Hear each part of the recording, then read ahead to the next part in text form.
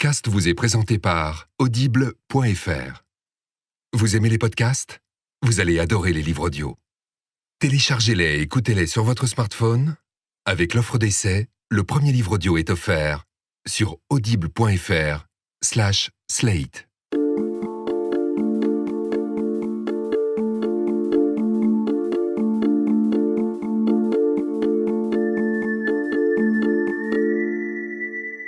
Vous écoutez Transfert, nous en sommes au 23e épisode et il est grand temps de parler d'Orgueil et Préjugés. D'abord parce que c'est un de mes livres préférés, ensuite parce que c'est un merveilleux récit sur l'incommunicabilité. Vous connaissez l'histoire, Elisabeth, est une jeune femme brillante, à la forte personnalité. Darcy est un gentleman un peu austère, à l'air très snob, et quand il lui avoue son amour pour la première fois, alors qu'elle vient d'apprendre qu'il est celui qui a causé le malheur de sa sœur Jane en brisant ses rêves de mariage, ils sont incapables de se comprendre. Il lui dit « Laissez-moi vous dire l'ardeur avec laquelle je vous admire et je vous aime ». Et Elisabeth, qui aurait tout de même pu repérer quelques indices, stupéfaite, le regarda, rougit, se demanda si elle avait bien entendu et garda le silence. Il ne leur faudra pas loin de 700 pages pour arriver enfin à se comprendre. Je suis sûre que tous les psys de couple qui disent aujourd'hui qu'il faut se parler ont toujours, plus ou moins, Jane Austen dans un coin de leur tête. Aujourd'hui, une histoire de couple et de difficultés à communiquer dans un épisode d'Alexandre Moniol.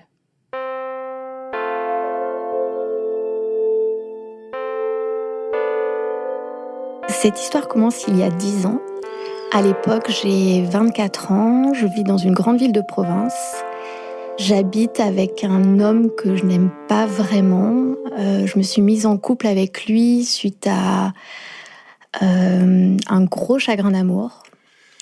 Les blogs commencent à se multiplier et moi j'en tiens plusieurs successivement.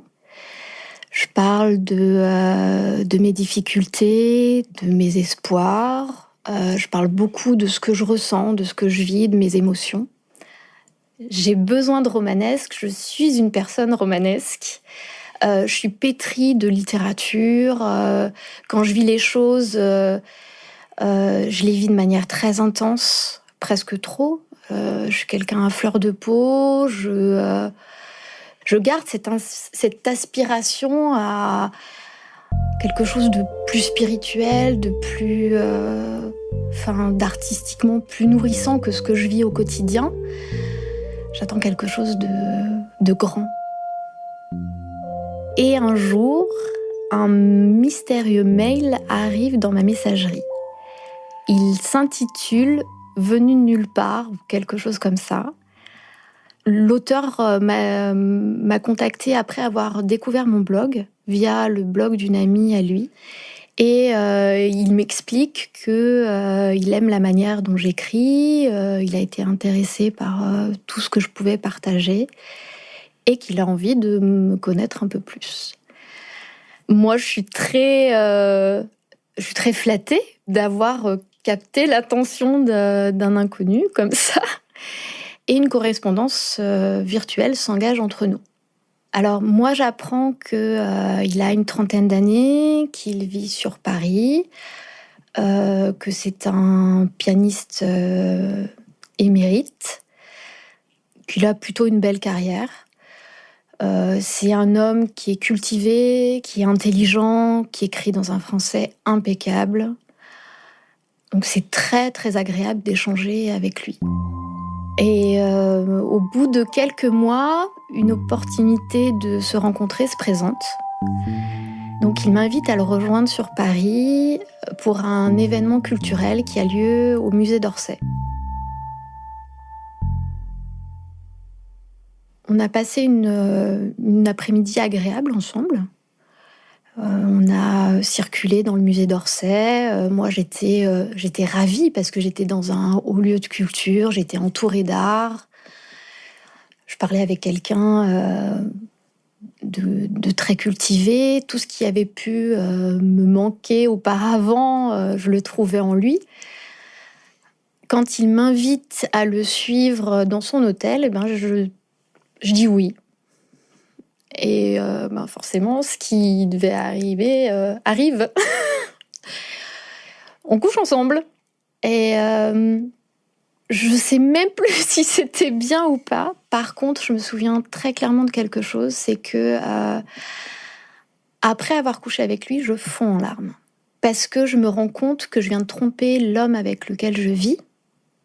Et en plus, je l'ai trompé avec quelqu'un dont je ne suis même pas sûre qu'il en vaut la peine. Malgré tout, on décide de continuer à se voir. Je le rejoins sur Paris ou bien dans d'autres villes où il doit travailler. Il m'emmène dans des musées, il m'emmène écouter des concerts. Il a des années de conservatoire derrière lui. Il a été concertiste pendant quelques temps et puis il s'est reconverti. Il travaille toujours dans le milieu de la musique, mais il est plus du côté relations publiques, logistique, ce genre de choses. On était allé écouter un concert qui était très très bien. À la fin, il m'invite à le suivre dans les coulisses pour aller saluer l'artiste qu'il connaît bien. On nous sert des coupes de champagne.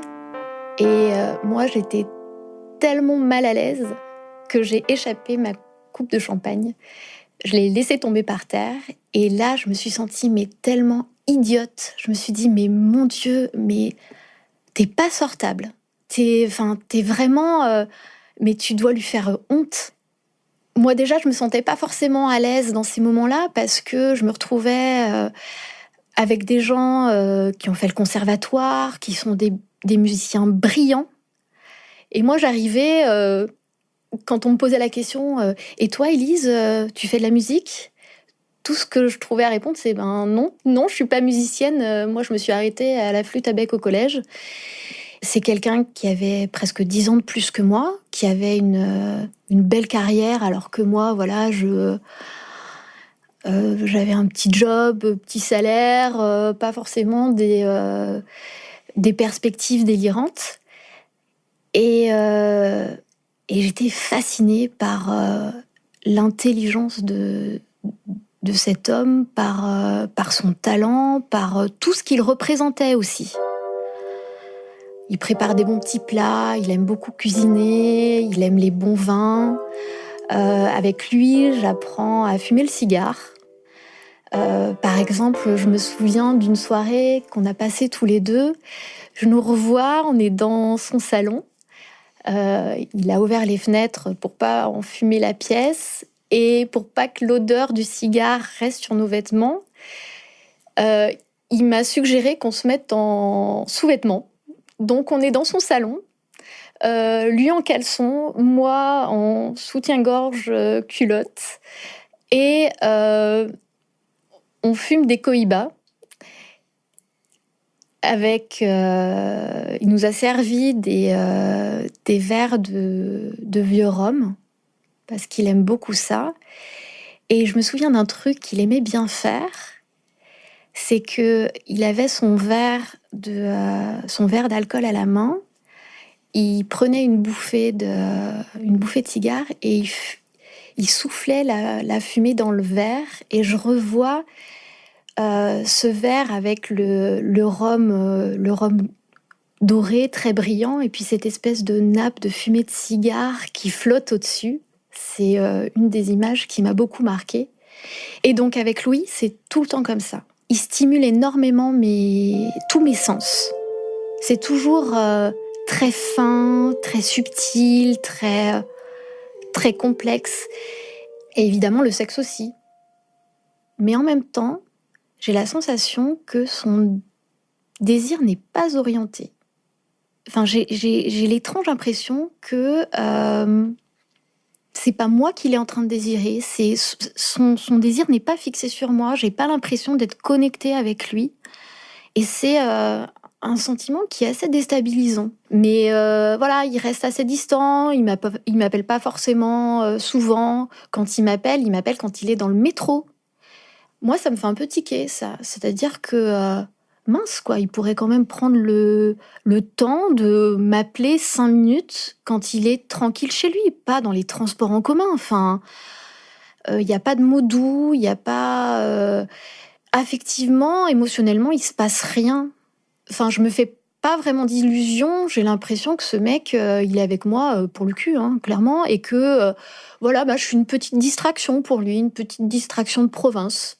Au niveau culturel, au niveau artistique, au niveau sexuel, c'est très très bien, mais il manque toute la dimension affective.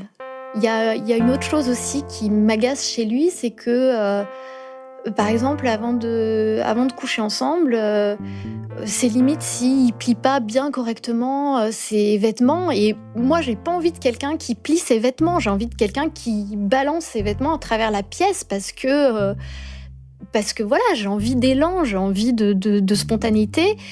Et on n'est pas là-dedans. Donc, je décide de rompre avec Louis. Et dans la foulée, je quitte l'homme avec lequel je vivais.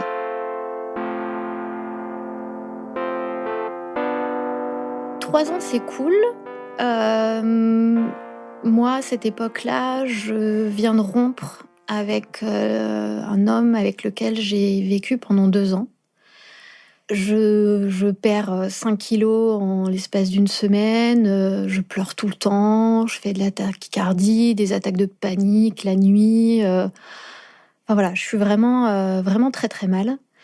Et un soir, je reçois un mail de Louis dont je n'ai pas eu de nouvelles depuis que j'ai rompu de manière un peu brutale avec lui, en étant assez dure. Et dans ce mail, il m'explique qu'on n'a pas vraiment réussi à se rencontrer pleinement l'un l'autre, qu'on a sans doute des choses à vivre encore ensemble et qu'il aimerait vraiment retenter le coup. Cette fois-là, le contexte est complètement différent. Enfin, je suis libre, je suis célibataire, lui aussi. Donc les choses sont beaucoup plus claires, le terrain est beaucoup plus sain. Et donc cette fois, je me lance dans cette relation-là avec lui. Je me lance avec de nouveaux espoirs, avec l'espoir de pouvoir vivre une vraie relation, de pouvoir vivre quelque chose d'authentique avec lui. Là, il y a le potentiel pour que ça devienne un vrai amoureux. Je me souviens que je m'étais rendue jusqu'à l'hôtel en étant entièrement nue sous mon manteau. On était en plein hiver et j'ai fait tout le trajet nue sous mon manteau. Et je lui avais pas dit, évidemment. Et quand il m'a accueillie dans la chambre, ça lui a fait son petit effet. On se passe des journées comme ça, à bien manger, à faire l'amour. Je me souviens, par exemple, être allée aux Halles, qui sont réputées pour être l'endroit idéal pour trouver ce qu'il y a de meilleur en termes de nourriture. Et j'avais acheté de la bonne charcuterie, du bon fromage. Je me souviens que j'avais préparé plein de petites bouchées. Et je me revois avec mon sac de courses à porter ça à l'hôtel en prévision d'une journée un peu orgiaque qu'on va passer au lit, à manger des bonnes choses, à faire l'amour, à se régaler sur tous les plans. Là, dans cette deuxième phase de notre relation, je suis plus actrice de la relation. J'ai plus seulement envie de recevoir, j'ai envie de donner. Et c'est d'ailleurs pour ça que très vite, je ressens l'envie de lui préparer un petit week-end rien que pour lui. Et j'avais tellement envie que ce week-end soit parfait, que ce soit bien organisé, que j'avais tout planifié en utilisant un diagramme de perte. Louis arrive, je vais le chercher à la gare, donc je le ramène chez moi. On passe au repas. Enfin, moi, j'ai préparé, je crois, un filet mignon au miel et au gingembre avec un gratin de courges, des petites pommes de terre sautées. Alors, c'est pas exceptionnel en termes gastronomiques, mais je J'ai essayé de faire quelque chose de sympa pour lui. Et ce qui est absolument terrible, c'est que lui, tout ce qu'il remarque, c'est que les pommes de terre ont attaché à la poêle. Donc ça me refroidit un peu. Moi, j'ai mis tout mon cœur dans l'organisation de ce week-end et Louis ne voit que les défauts. Il exprime aucune satisfaction. Tout ce qu'il me dit, c'est c'était bien. C'est horrible, hein, c'était bien. On n'arrive pas à se comprendre. On parle beaucoup de sexe, très facilement, mais on parle à aucun moment, on parle de sentiments, à aucun moment on parle d'émotions. On communique plus qu'avant, on partage plus qu'avant, mais ça ne se fait toujours pas sur le mode de l'affectif. Ben moi, j'ai l'impression que s'il n'exprime rien, c'est qu'il n'y a rien. Et donc, comme il n'exprime rien, eh bien moi, je n'exprime rien non plus. J'ai pas envie qu'il y ait de déséquilibre. Je suis pas sûre que ce soit réciproque. Je suis pas sûre que ce que j'ai envie de lui donner, il ait envie de le recevoir. J'ai tellement peur de lui faire peur avec mes sentiments que je convertis tout sur le plan érotique. Je lui dis pas que je l'aime, je lui dis pas que je pense à lui, je lui dis que j'ai envie de lui. D'ailleurs, quand je lui écris que je pense à lui, généralement ça veut dire que je me suis caressée en pensant à lui. Je lui envoie des mails incendiaires à 8h du matin, je lui envoie des photos, je lui envoie des vidéos quand il est en réunion. Je me souviens même que je me suis renseignée sur les massages tantriques pour pouvoir lui procurer le plus de plaisir possible. Voilà, c'était ma manière de lui dire je t'aime. Dans mes mains, j'essayais de faire passer ça. Assez vite, je ressens le besoin d'écrire ce qui se passe dans cette relation, de le consigner au fur et à mesure. Et je choisis un support un peu particulier. Je choisis d'écrire sur un exemplaire de La mécanique des femmes de Louis Calafert.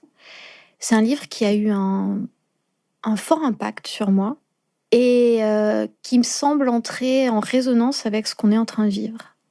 Dans La mécanique des femmes, c'est une succession de fragments. Ça peut être des phrases, ça peut être des scènes, ça peut être des dialogues. Et tout tourne autour de la sexualité, de la sensualité des femmes. Au niveau sexuel, je repars avec des souvenirs absolument grandioses. Le seul point négatif, c'est le contact tendre. Bon sang, que tu es difficile à approcher. Tu ne t'en rends probablement pas compte, mais tu instaures systématiquement un périmètre de sécurité de 20 cm autour de toi. J'ai beau savoir que tu ne me repousseras pas, ta réserve continue à m'intimider et à me dissuader de me comporter avec autant de spontanéité que je le voudrais. Je me revois à califourchon sur ton corps nu, ton sexe planté en moi tandis que je te masse. Je nous revois en train de faire l'amour dans la pénombre. Je me souviens des notes qui claquent dans l'air. Je me souviens de mon cœur qui bat, très fort, très vite. La relation se poursuit, elle n'est pas forcément simple. Souvent, on se comprend pas, il y a des petites tensions, mais on continue à se voir, on continue à y croire. Au début de l'été, il m'invite à le rejoindre pour un festival de musique classique dans le nord de la France. Ce qui est un peu inédit durant ce week-end-là, c'est que nous avons été invités à dîner par un ami d'amis. C'est la première fois jusqu'à présent. J'avais pu rencontrer des amis à lui, ou il avait pu rencontrer des amis à moi, mais là, on est invités tous les deux. On est invités en tant que couple, et ça a un petit goût d'officialisation qui est pas désagréable.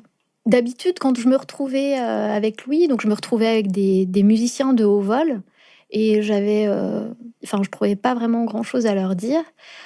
Là, notre hôte, il a fait une prépa littéraire, comme moi, il y a des livres partout, des livres que j'ai lus.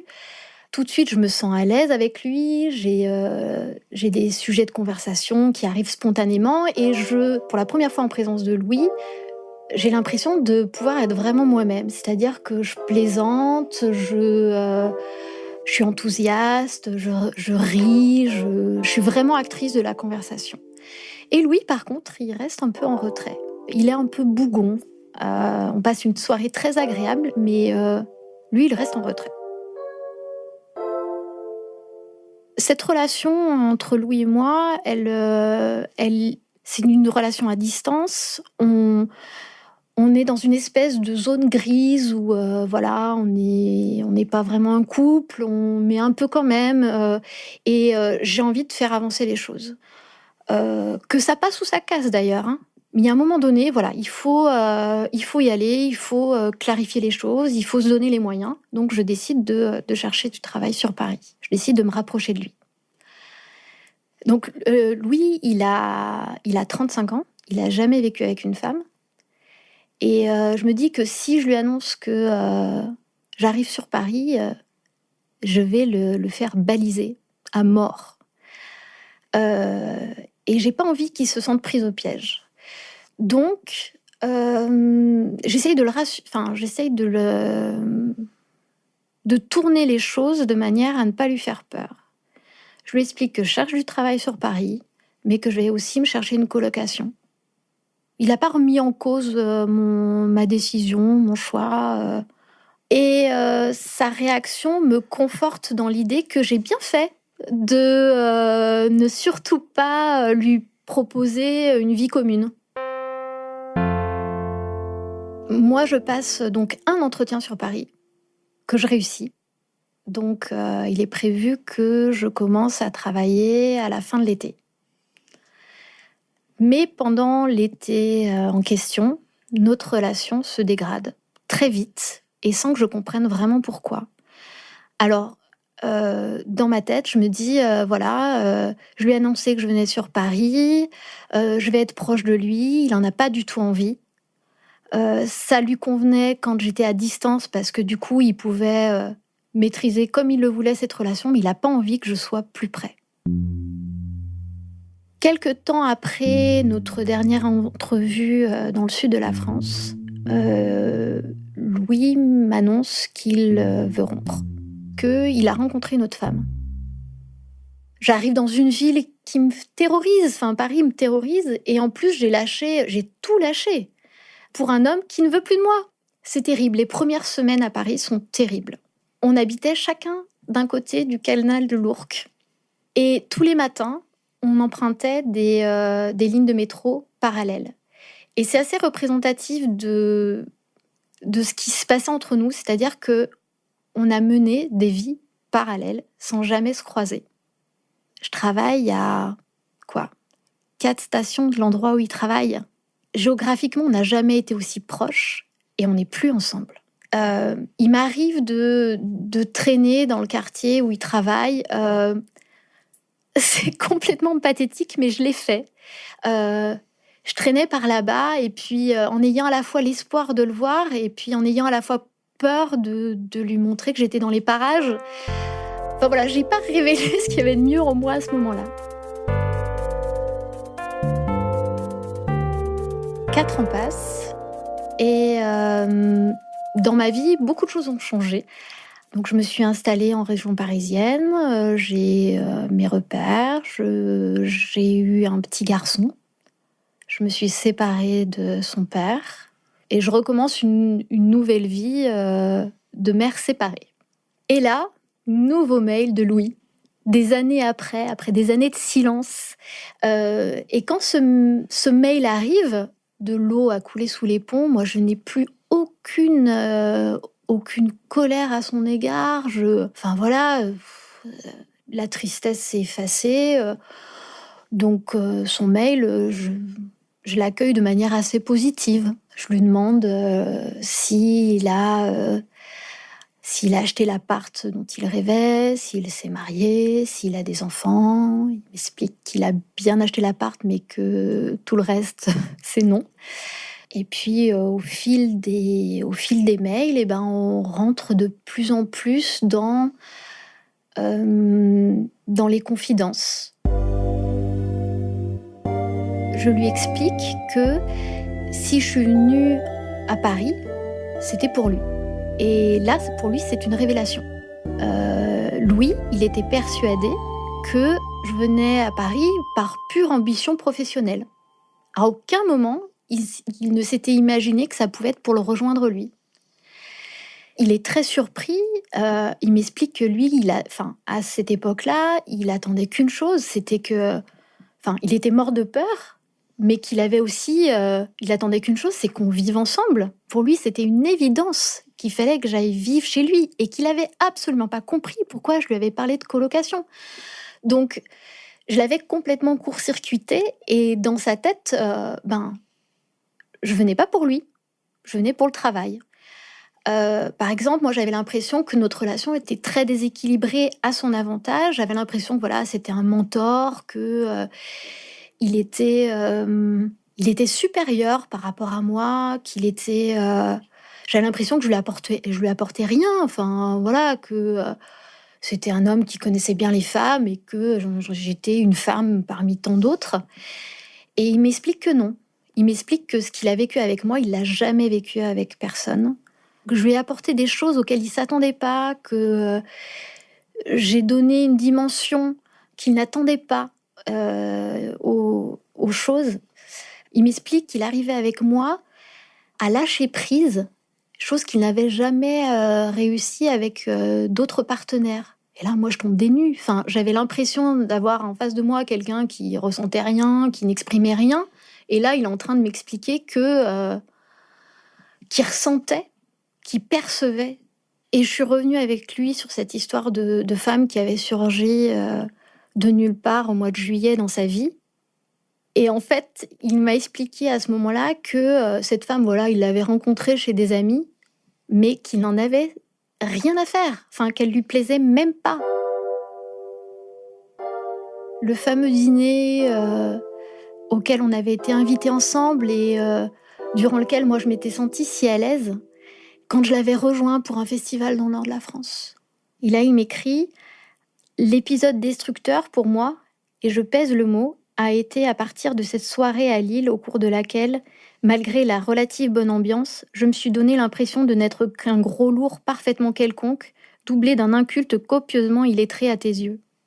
L'impression que tu aurais été mieux avec n'importe qui d'autre en tout cas. » Et ça me paraît fou que ce même repas, qui a été un épisode décisif pour moi dans le sens positif, qui m'a donné envie de faire un pas en avant en direction de Louis, et bien ce même repas, pour lui, ça a été le début de la fin et le signal que je ne serais jamais heureuse avec lui et qu'il fallait qu'on arrête. On se rend compte qu'on était tous les deux amoureux et qu'on ne s'est rien dit. Qu'on est passé à côté d'une histoire particulièrement belle. On se dit, on ne peut pas en rester là, il faut qu'on fasse quelque chose. On fait quoi ? À cette époque-là, il travaille en Europe de l'Est. Et donc, il me dit, écoute, Élise, je te paye les billets, tu me rejoins. Moi, entre-temps, je farfouille dans mes affaires pour retrouver le petit carnet que j'avais rempli quand je suis arrivée sur Paris. J'ai envie de retrouver la trace de ce que j'ai ressenti à ce moment-là, en étant si proche de lui et en étant séparée. J'ai envie de lui montrer, j'ai envie de lui donner la preuve de tout ce que je lui ai expliqué dans mes mails. J'arrache les feuilles, je les mets dans mon sac à main et je pars pour l'aéroport. Il s'est arrangé pour qu'un taxi vienne me chercher. Normalement, il aurait dû être en train de travailler, mais il est tellement impatient de me revoir qu'il a dégagé du temps pour m'accueillir. Donc, il est là dans la chambre quand j'arrive. Louis, je vois bien qu'il est très heureux de me retrouver. Il a qu'une envie, c'est de me prendre dans ses bras et de m'embrasser. Et moi, je suis pas du tout dans le même état d'esprit. Moi, j'ai relu le carnet et ça m'a complètement refroidi. Louis me dit qu'il regrette de ne pas m'avoir dit qu'il m'aimait à l'époque. Il me dit qu'il m'aime. Il me dit que quand il a découvert sur Facebook que j'avais eu un bébé, il a pleuré parce que cet enfant, il aurait dû être de lui. Les choses que j'aurais tellement rêvé d'entendre quelques années auparavant, j'attendais exactement ça. Le problème, c'est que ça arrive trop tard. Et que ces mots-là, si précieux que j'ai attendus si longtemps, ils tombent dans le vide. Et je sens de manière évidente que ça ne se ranimera pas. Je repars pour la France. Et moi, je lui écris la chose suivante. Une fois encore, je voudrais te remercier pour toutes tes petites et grandes attentions. Ça m'a vraiment touchée et fait beaucoup de bien. Tellement de choses ont été réparées en peu de temps. Par contre, ça me fend le cœur de le dire, mais tu l'as peut-être perçu de toute manière, je ne suis plus amoureuse. Cette histoire avec Louis, elle me fait beaucoup penser à une citation de Pierre Reverdy qui dit « Il n'y a pas d'amour, il n'y a que des preuves d'amour ». Moi, ce que je me dis, c'est que, encore, il faut être capable de les reconnaître et de les recevoir.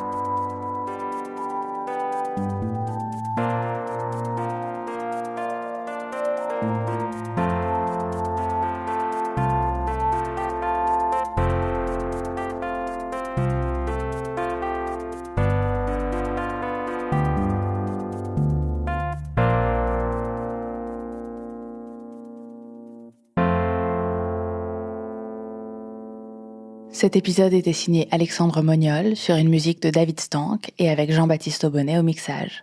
Nous cherchons toujours des histoires, et moins elles ressemblent à ce que vous avez déjà entendu, plus elles nous plairont. Si elles sont légères ou très graves, si elles se passent au bout du monde, si elles concernent votre arrière-grand-mère ou votre dernier road trip, mais qu'elles sont folles, amusantes, excitantes, importantes, écrivez-nous à podcast@slate.fr. À très vite. Ce podcast vous a été présenté par Audible.fr. Vous aimez les podcasts ? Vous allez adorer les livres audio. Téléchargez-les et écoutez-les sur votre smartphone. Avec l'offre d'essai, le premier livre audio est offert sur audible.fr/. Dans mes mails. J'arrache les feuilles, je les mets dans mon sac à main et je pars pour l'aéroport. Il s'est arrangé pour qu'un taxi vienne me chercher. Normalement, il aurait dû être en train de travailler, mais il est tellement impatient de me revoir qu'il a dégagé du temps pour m'accueillir. Donc, il est là dans la chambre quand j'arrive. Louis, je vois bien qu'il est très heureux de me retrouver. Il a qu'une envie, c'est de me prendre dans ses bras et de m'embrasser. Et moi, je suis pas du tout dans le même état d'esprit. Moi, j'ai relu le carnet et ça m'a complètement refroidi. Louis me dit qu'il regrette de ne pas m'avoir dit qu'il m'aimait à l'époque. Il me dit qu'il m'aime. Il me dit que quand il a découvert sur Facebook que j'avais eu un bébé, il a pleuré parce que cet enfant, il aurait dû être de lui. Les choses que j'aurais tellement rêvé d'entendre quelques années auparavant, j'attendais exactement ça. Le problème, c'est que ça arrive trop tard. Et que ces mots-là, si précieux que j'ai attendus si longtemps, ils tombent dans le vide. Et je sens de manière évidente que ça ne se ranimera pas. Je repars pour la France. Et moi, je lui écris la chose suivante. Une fois encore, je voudrais te remercier pour toutes tes petites et grandes attentions. Ça m'a vraiment touchée et fait beaucoup de bien. Tellement de choses ont été réparées en peu de temps. Par contre, ça me fend le cœur de le dire, mais tu l'as peut-être perçu de toute manière, je ne suis plus amoureuse. Cette histoire avec Louis, elle me fait beaucoup penser à une citation de Pierre Reverdy qui dit « Il n'y a pas d'amour, il n'y a que des preuves d'amour ». Moi, ce que je me dis, c'est que, encore, il faut être capable de les reconnaître et de les recevoir.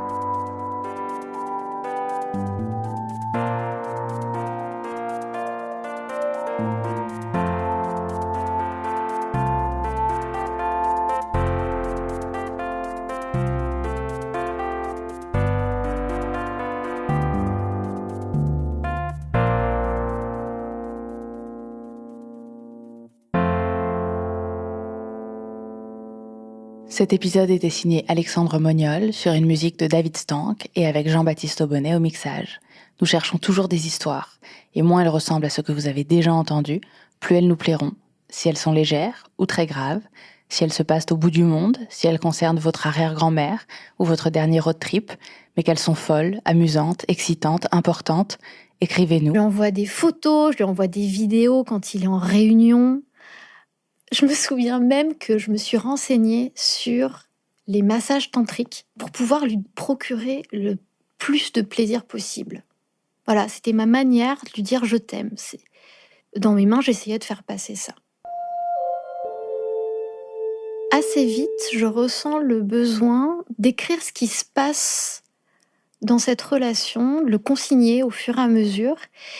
Et je choisis un support un peu particulier. Je choisis d'écrire sur un exemplaire de La mécanique des femmes de Louis Calafert. C'est un livre qui a eu un fort impact sur moi et qui me semble entrer en résonance avec ce qu'on est en train de vivre. Dans La mécanique des femmes, c'est une succession de fragments. Ça peut être des phrases, ça peut être des scènes, ça peut être des dialogues. Et tout tourne autour de la sexualité, de la sensualité des femmes. Au niveau sexuel, je repars avec des souvenirs absolument grandioses. Le seul point négatif, c'est le contact tendre. Bon sang, que tu es difficile à approcher. Tu ne t'en rends probablement pas compte, mais tu instaures systématiquement un périmètre de sécurité de 20 cm autour de toi.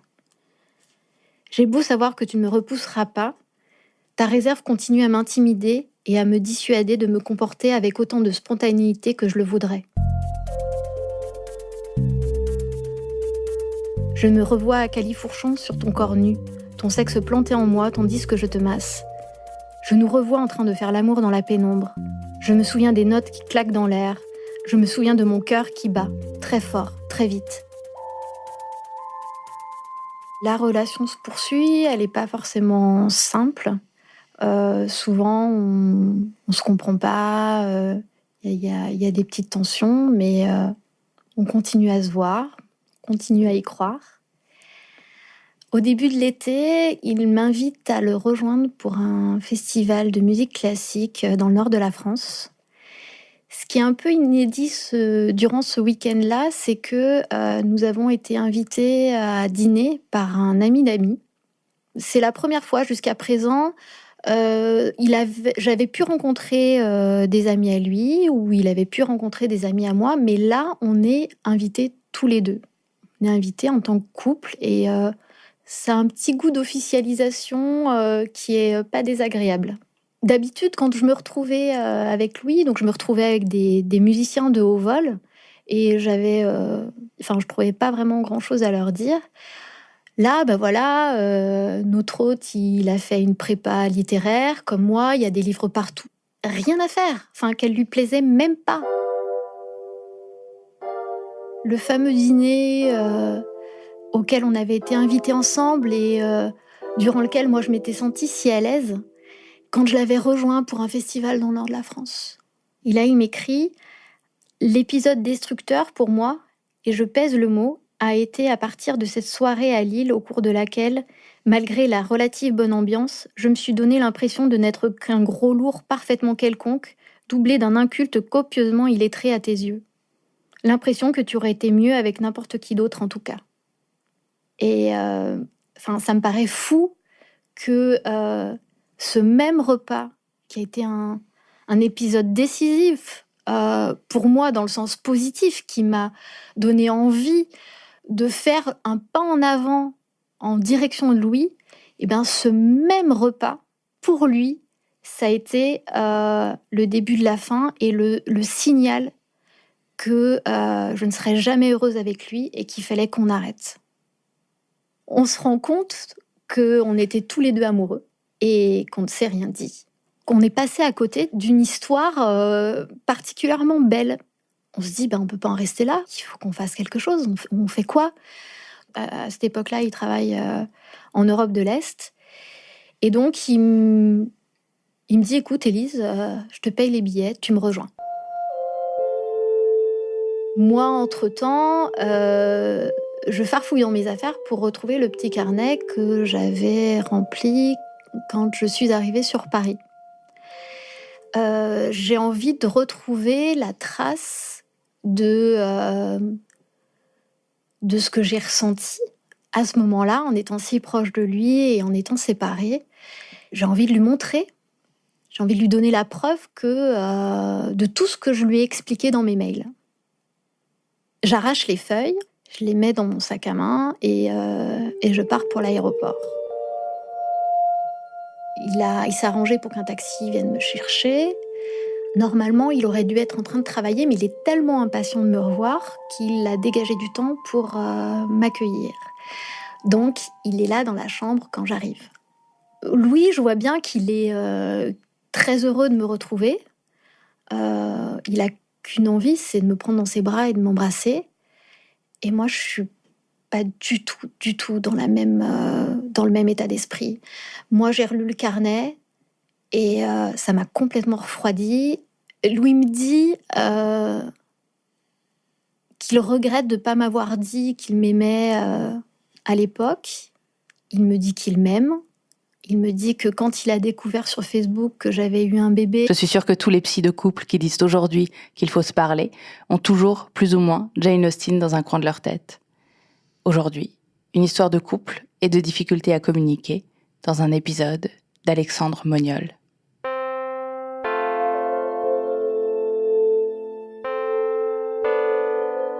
Cette histoire commence il y a 10 ans. À l'époque, j'ai 24 ans, je vis dans une grande ville de province. J'habite avec un homme que je n'aime pas vraiment. Je me suis mise en couple avec lui suite à un gros chagrin d'amour. Les blogs commencent à se multiplier et moi, j'en tiens plusieurs successivement. Je parle de mes difficultés, de mes espoirs. Je parle beaucoup de ce que je ressens, de ce que je vis, de mes émotions. J'ai besoin de romanesque, je suis une personne romanesque. Je suis pétrie de littérature. Quand je vis les choses, je les vis de manière très intense, presque trop. Je suis quelqu'un à fleur de peau. Je garde cette aspiration à quelque chose de plus spirituel, de plus, d'artistiquement plus nourrissant que ce que je vis au quotidien. J'attends quelque chose de grand. Et un jour, un mystérieux mail arrive dans ma messagerie. Il s'intitule « Venu de nulle part » ou quelque chose comme ça. L'auteur m'a contactée après avoir découvert mon blog, via le blog d'une amie à lui. Et il m'explique qu'il aime la manière dont j'écris, il a été intéressé par tout ce que je pouvais partager et qu'il a envie de me connaître un peu plus. Moi, je suis très flattée d'avoir capté l'attention d'un inconnu comme ça. Et une correspondance virtuelle s'engage entre nous. Alors moi, j'apprends qu'il a une 30aine d'années, qu'il vit sur Paris, que c'est un pianiste émérite, qu'il a plutôt une belle carrière. C'est un homme qui est cultivé, qui est intelligent, qui écrit dans un français impeccable. Donc c'est très très agréable d'échanger avec lui. Et au bout de quelques mois, une opportunité de se rencontrer se présente. Donc il m'invite à le rejoindre sur Paris pour un événement culturel qui a lieu au musée d'Orsay. On a passé une après-midi en Europe de l'Est. Et donc il me dit « Écoute Élise, je te paye les billets, tu me rejoins ». Moi, entre-temps, je farfouille dans mes affaires pour retrouver le petit carnet que j'avais rempli quand je suis arrivée sur Paris. J'ai envie de retrouver la trace de ce que j'ai ressenti à ce moment-là, en étant si proche de lui et en étant séparée. J'ai envie de lui montrer, J'ai envie de lui donner la preuve de tout ce que je lui ai expliqué dans mes mails. J'arrache les feuilles, je les mets dans mon sac à main et je pars pour l'aéroport. Il s'est arrangé pour qu'un taxi vienne me chercher. Normalement, il aurait dû être en train de travailler, mais il est tellement impatient de me revoir qu'il a dégagé du temps pour m'accueillir. Donc, il est là dans la chambre quand j'arrive. Louis, je vois bien qu'il est très heureux de me retrouver. Il a qu'une envie, c'est de me prendre dans ses bras et de m'embrasser. Et moi, je suis pas du tout dans le même état d'esprit. Moi, j'ai relu le carnet et ça m'a complètement refroidi. Louis me dit qu'il regrette de ne pas m'avoir dit qu'il m'aimait à l'époque. Il me dit qu'il m'aime. Il me dit que quand il a découvert sur Facebook que j'avais eu un bébé, il a pleuré parce que cet enfant, il aurait dû être de lui. Les choses que j'aurais tellement rêvé d'entendre quelques années auparavant, j'attendais exactement ça. Le problème, c'est que ça arrive trop tard et que ces mots-là, si précieux que j'ai attendus si longtemps, ils tombent dans le vide. Et je sens de manière évidente que ça ne se ranimera pas. Je repars pour la France. Et moi, je lui écris la chose suivante. Une fois encore, je voudrais te remercier pour toutes tes petites et grandes attentions. Ça m'a vraiment touchée et fait beaucoup de bien. Tellement de choses ont été réparées en peu de temps. Par contre, ça me fend le cœur de le dire, mais tu l'as peut-être perçu de toute manière, je ne suis plus amoureuse. Cette histoire avec Louis, elle me fait beaucoup penser à une citation de Pierre Reverdy qui dit « Il n'y a pas d'amour, il n'y a que des preuves d'amour ». Moi, ce que je me dis, c'est que, encore, il faut être capable de les reconnaître et de les recevoir.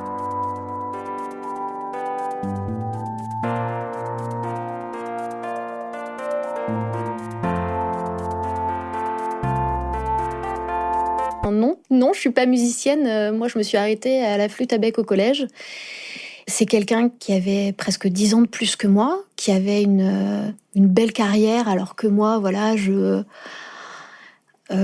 un petit job, petit salaire, pas forcément des perspectives délirantes.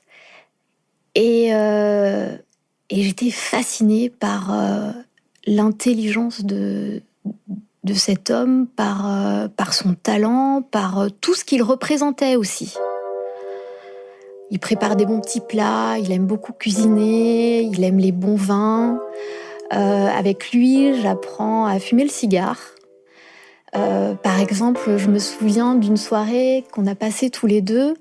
Je nous revois, on est dans son salon. Il a ouvert les fenêtres pour pas enfumer la pièce et pour pas que l'odeur du cigare reste sur nos vêtements. Il m'a suggéré qu'on se mette en sous-vêtements. Donc on est dans son salon, lui en caleçon, moi en soutien-gorge culotte, et on fume des cohibas. Il nous a servi des verres de vieux rhum, parce qu'il aime beaucoup ça. Et je me souviens d'un truc qu'il aimait bien faire, c'est qu'il avait son verre d'alcool à la main, il prenait une bouffée de cigare et il soufflait la fumée dans le verre, et je revois ce verre avec le rhum doré, très brillant, et puis cette espèce de nappe de fumée de cigare qui flotte au-dessus. C'est une des images qui m'a beaucoup marquée. Et donc avec Louis, c'est tout le temps comme ça. Il stimule énormément tous mes sens. C'est toujours très fin, très subtil, très complexe. Et évidemment, le sexe aussi. Mais en même temps, j'ai la sensation que son désir n'est pas orienté. Enfin, j'ai l'étrange impression que c'est pas moi qu'il est en train de désirer. Son désir n'est pas fixé sur moi. J'ai pas l'impression d'être connectée avec lui. Et c'est un un sentiment qui est assez déstabilisant. Mais voilà, il reste assez distant, il m'appelle pas forcément souvent. Quand il m'appelle quand il est dans le métro. Moi, ça me fait un peu tiquer, ça. C'est-à-dire que, mince, quoi, il pourrait quand même prendre le temps de m'appeler 5 minutes quand il est tranquille chez lui, pas dans les transports en commun. Enfin, il n'y a pas de mots doux, il n'y a pas affix se planter en moi tandis que je te masse. Je nous revois en train de faire l'amour dans la pénombre. Je me souviens des notes qui claquent dans l'air. Je me souviens de mon cœur qui bat, très fort, très vite. La relation se poursuit, elle n'est pas forcément simple. Souvent, on ne se comprend pas, il y a des petites tensions, mais on continue à se voir, on continue à y croire. Au début de l'été, il m'invite à le rejoindre pour un festival de musique classique dans le nord de la France. Ce qui est un peu inédit durant ce week-end-là, c'est que nous avons été invités à dîner par un ami d'amis. C'est la première fois jusqu'à présent. J'avais pu rencontrer des amis à lui, ou il avait pu rencontrer des amis à moi, mais là, on est invités tous les deux. On est invités en tant que couple, et c'est un petit goût d'officialisation qui est pas désagréable. D'habitude, quand je me retrouvais avec lui, donc je me retrouvais avec des musiciens de haut vol, et je trouvais pas vraiment grand-chose à leur dire. Là, voilà, notre hôte, il a fait une prépa littéraire, comme moi, il y a des livres partout, des livres que j'ai lus. Tout de suite, je me sens à l'aise avec lui, j'ai des sujets de conversation qui arrivent spontanément, et pour la première fois en présence de Louis, j'ai l'impression de pouvoir être vraiment moi-même. C'est-à-dire que je plaisante, je suis enthousiaste, je ris, je suis vraiment actrice de la conversation. Et Louis, par contre, il reste un peu en retrait. Il est un peu bougon. On passe une soirée très agréable, mais lui, il reste en retrait. Cette relation entre Louis et moi, c'est une relation à distance. On est dans une espèce de zone grise où voilà, on n'est pas vraiment un couple, mais un peu quand même. Et j'ai envie de faire avancer les choses. Que ça passe ou ça casse d'ailleurs, hein. Mais il y a un moment donné, voilà, il faut y aller, il faut clarifier les choses, il faut se donner les moyens. Donc je décide de chercher du travail sur Paris. Je décide de me rapprocher de lui. Donc Louis, il a 35 ans, il n'a jamais vécu avec une femme. Et je me dis que si je lui annonce que j'arrive sur Paris, je vais le faire baliser à mort. Et j'ai pas envie qu'il se sente pris au piège. Donc, j'essaye de tourner les choses de manière à ne pas lui faire peur. Je lui explique que je cherche du travail sur Paris, mais que je vais aussi me chercher une colocation. Il n'a pas remis en cause mon pouvoir être vraiment moi-même. C'est-à-dire que je plaisante, je suis enthousiaste, je ris, je suis vraiment actrice de la conversation. Et Louis, par contre, il reste un peu en retrait. Il est un peu bougon. On passe une soirée très agréable, mais lui, il reste en retrait. Cette relation entre Louis et moi, c'est une relation à distance. On est dans une espèce de zone grise où voilà, on n'est pas vraiment un couple, mais un peu quand même. Et j'ai envie de faire avancer les choses. Que ça passe ou ça casse d'ailleurs, hein. Mais il y a un moment donné, voilà, il faut y aller, il faut clarifier les choses, il faut se donner les moyens. Donc je décide de chercher du travail sur Paris. Je décide de me rapprocher de lui. Donc Louis, il a 35 ans, il n'a jamais vécu avec une femme. Et je me dis que si je lui annonce que j'arrive sur Paris, je vais le faire baliser à mort. Et j'ai pas envie qu'il se sente pris au piège.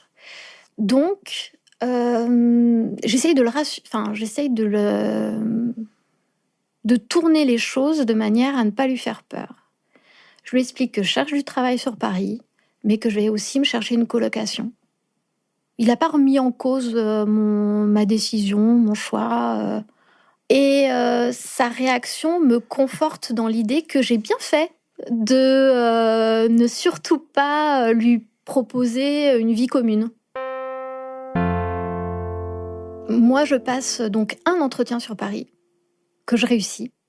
Donc, il est prévu que je commence à travailler à la fin de l'été. Mais pendant l'été en question, notre relation se dégrade très vite et sans que je comprenne vraiment pourquoi. Alors, dans ma tête, je me dis, je lui ai annoncé que je venais sur Paris, je vais être proche de lui, il n'en a pas du tout envie. Ça lui convenait quand j'étais à distance parce que du coup, il pouvait maîtriser comme il le voulait cette relation, mais il n'a pas envie que je sois plus près. Quelque temps après notre dernière entrevue dans le sud de la France, Louis m'annonce qu'il veut rompre, qu'il a rencontré une autre femme. J'arrive dans une ville qui me terrorise, Paris me terrorise, et en plus j'ai tout lâché pour un homme qui ne veut plus de moi. C'est terrible, les premières semaines à Paris sont terribles. On habitait chacun d'un côté du canal de l'Ourcq. Et tous les matins, on empruntait des lignes de métro parallèles. Et c'est assez représentatif de